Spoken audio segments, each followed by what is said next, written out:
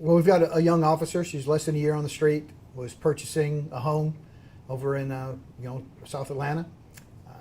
Had stayed there the last few days. She had closed on the house on the 20th, and the other night they broke out a kitchen window and threw a Molotov cocktail style firebomb into her house, burned up her kitchen. And what we're doing is we're just giving as much support we can to the officer. We're trying to make sure that she has some type of accommodations for the next few days till she gets an idea of what she's going to do. We've got our fundraiser that's working to try and gather some funds that are up and things that are going on. She's obviously going to be, on the street for a while, not being able to move into her house, and is going to have some remodeling and redevelopment done on her kitchen. It's a devastating time frame to be purchasing your first home and going through the emotional stress and problems that's going on, and the first thing that happens in your neighborhood is you get firebombed. And obviously it's a targeting, obviously it's a thing that's going on with her, but she has been around the house since the closing of it, staying there, being in uniform. It's just a terrible tragedy in my opinion. You're talking about a renovation home and things that's newly off the market, just closed. The person that comes around after the closing and staying over there is an officer that's in uniform. Right. I don't think that we can try to take it any other measure than the fact that somebody was trying to send a message. You certainly have somebody in that neighborhood that seems to me that's bullying and trying to intimidate not just the officer, but the people in the other residents there alone.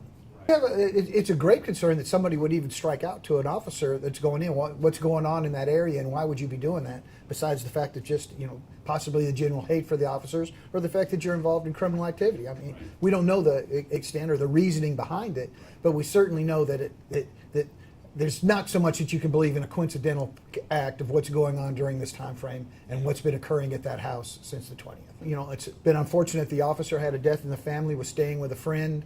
So, one of the things that we say about that, or we feel, it's certainly as good as not to know what type of additional confrontation might have occurred had she have been home with the residents at the time.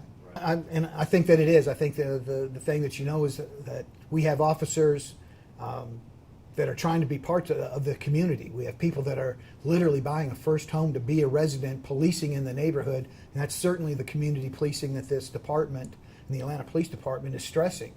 And certainly to have an event like this probably makes other people have a hesitant and resistance to the idea of moving in here, especially if they have family members. This is a single officer. I praise her for the way that she's handling the situation, and the fact that she wants renovations done, and that this has not deterred her a bit from where she's headed to and moving into that neighborhood and being a major part of the Atlanta Police Department like she wants to be. She's been actively on the streets for about the last 8 months. Right.